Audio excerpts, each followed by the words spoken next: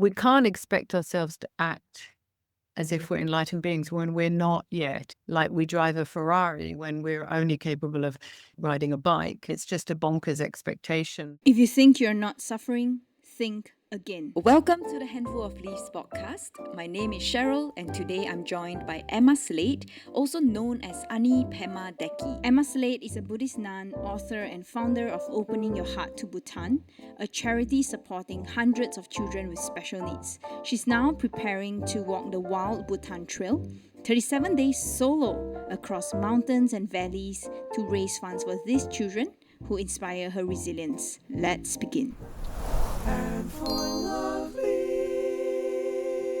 Can you share with us more about your work with the special needs children there? So I set up my UK registered charity, Opening Your Heart to Bhutan, 10 years ago. And that was very linked to my practice and my integrity as a Buddhist monastic, because I'd mainly studied the teachings and sadhanas of compassion. And then certain circumstances arose in Bhutan and really propelled me to help children with special needs in Bhutan or in very difficult circumstances.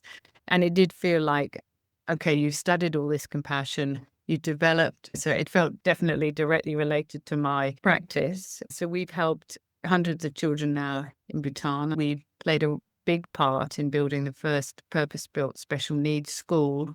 I was doing this walk across Bhutan for 37 days to hopefully raise a big amount of money to secure the future of the school and the children in it. It's 37 days, 12 mountain passes, 6 climate zones, and 403 kilometers. And then after that, I'm not walking anywhere after that. What were some stories making you have such affinity with special needs children? As you know, I was held hostage in a hotel room in Jakarta. And when I was held hostage, I felt so physically trapped and so unable to have any autonomy about my body. And so I think when I encountered a girl in southern Bhutan 11 years ago, or whatever it was, the feeling of the lack of autonomy had a big impact on me. I could empathize. It's just very humbling to be around children like that. I'd been very lucky with my opportunities, my skills that seem to have come quite easily to me in this life, right? And so when things come easily to us, we tend to not see them very clearly. We don't think, oh, wow, I've managed to walk across the kitchen to get a cup of coffee. Some of these children that I spend time with, to walk across the kitchen to make a cup of coffee is a big achievement and requires huge patience, requires huge determination. I just have so much admiration for their achievements. They don't give up. I think I would just go, oh, this is just too hard. I would give up. So there's something about that I find very moving. And it makes me want to support them, want to help them achieve things, help them have a meaningful life. Would you like to share also one of the achievements that really touches your heart till today? We had a boy in the Eastern school who had a physical condition which meant he walked on his knees. Just think about that for a moment. We looked into, could we give him some operation? It's very complicated because a lot of the medical solutions, they would cause other problems. Anyway, he was the most positive child you're ever going to meet. He played cricket on his knees. He was like batting. He would play football on his knees. And somebody came to visit the school and they were just completely inspired by him. And so they did lots of little videos about him. And the Paralympics people picked it up in Bhutan.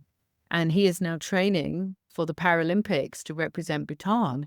And his spirit was absolutely incredible. I think most people would just give up on life and be completely depressed.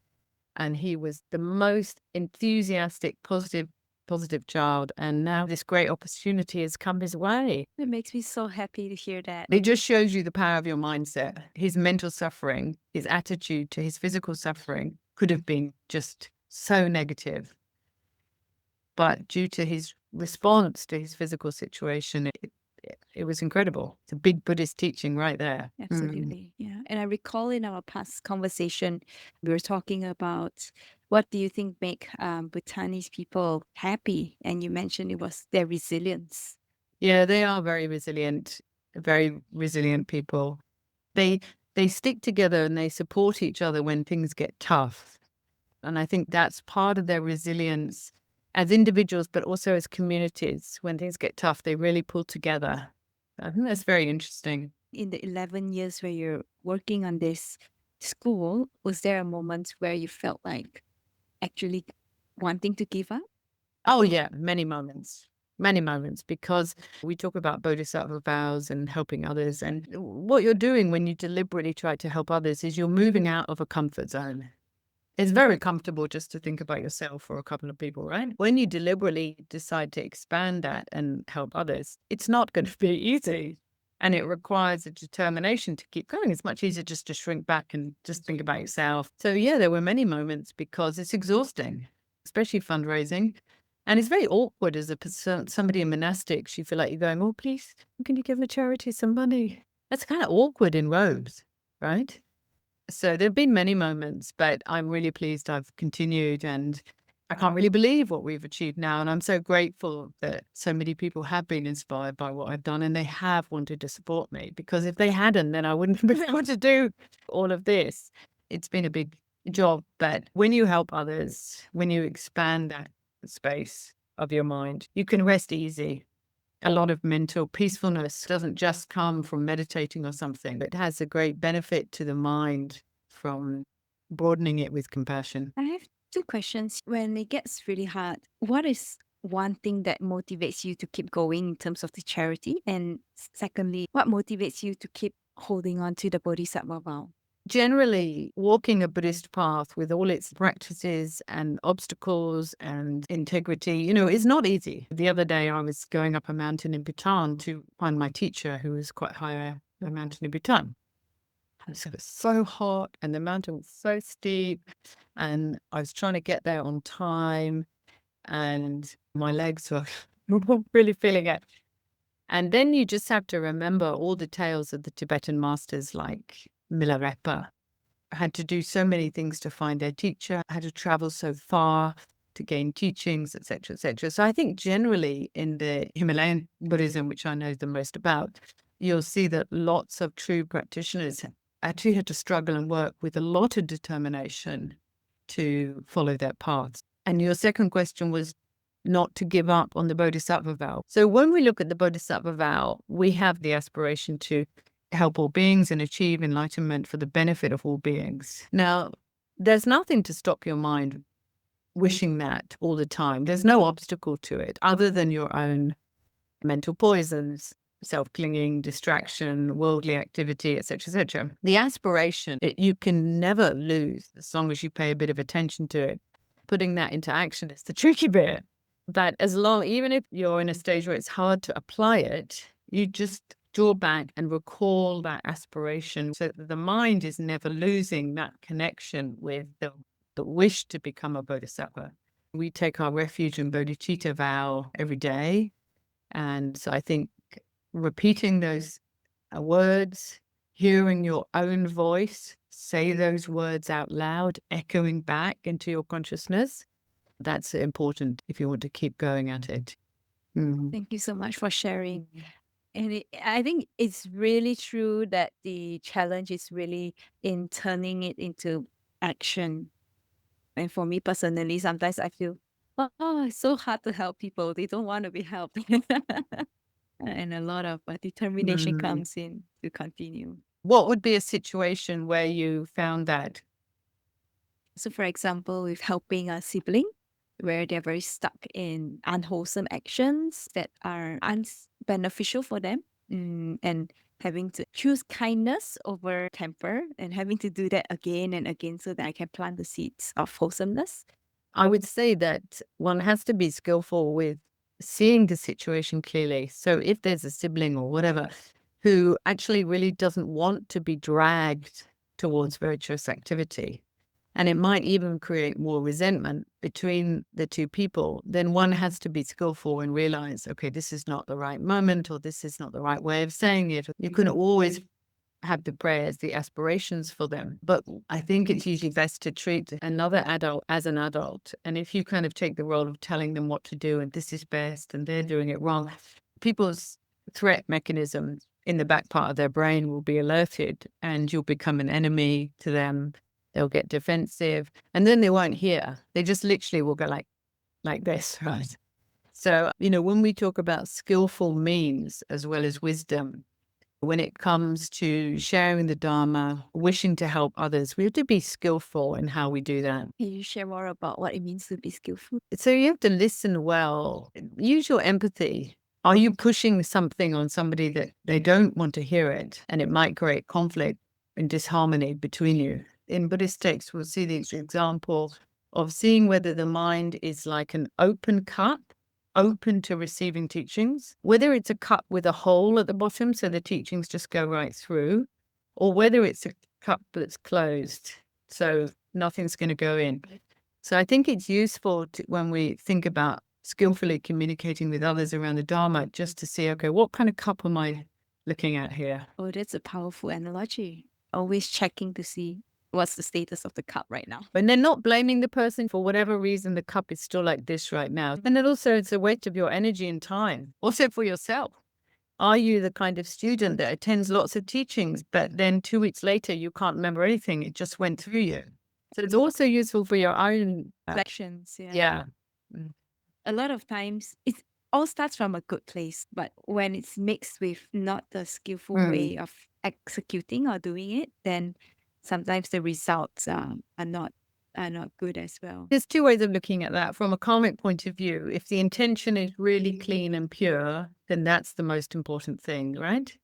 We can have a very good intention, and then that intention comes into the interconnected web of suffering, which is samsara, and it kind of goes a bit wrong. But Buddhism really emphasizes to keep with those clean intentions, keep coming back to them until we're enlightened. It may be a bit messy in the application. We have to recognize where we are right now and be understanding of that.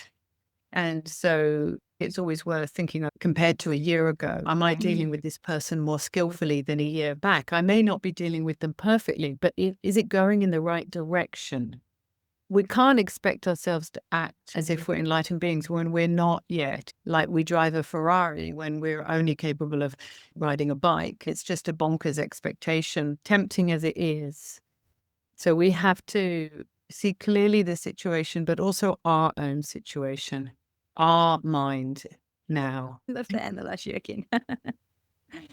Reality is such an important place. Our own perception of whether we are suffering or not is quite important, because good qualities, loving kindness, compassion, empathy, will need to arise from how deeply our understanding of suffering is, whether from knowing it in our own life or observing it in others.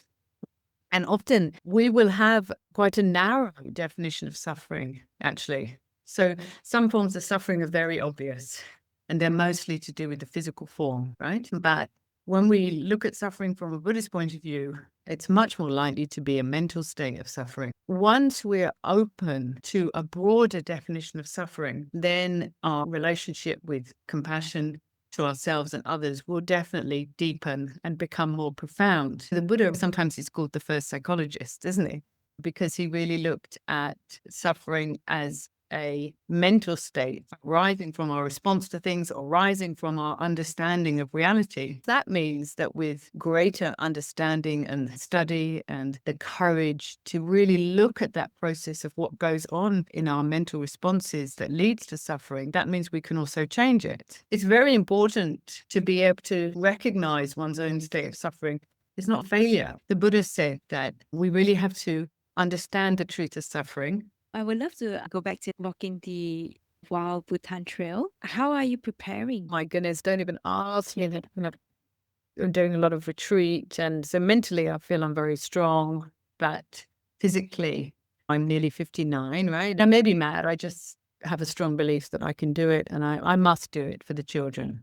And is there one key message that you would like people who are following your trail to take away? If you're going to help others, you have to stretch yourself outside your comfort zone. That's beautiful.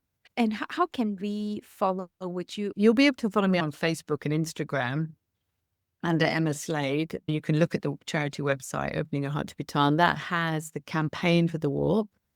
And if people can donate the price of a meal or an outfit or a holiday, they can donate. If they want to come and join me and do some fundraising for it, then they should get in touch. And what would success look like for you? Getting to East Bhutan will be the first thing. Getting there alive, not being eaten by a bear, and not falling down anywhere. I'd like to raise a minimum of £100,000 because it should secure the future of the school for over 2 years. Fundraising is never easy, and right now I know things are quite turbulent in the world. And usually when things are turbulent and uncertain, people become fearful. And when people are fearful, we know from neuroscience, let alone Buddhist studies, that they retract, right? They shrink into themselves. So it takes particular Bodhisattva motivation to keep that wide compassion at times like this, I think.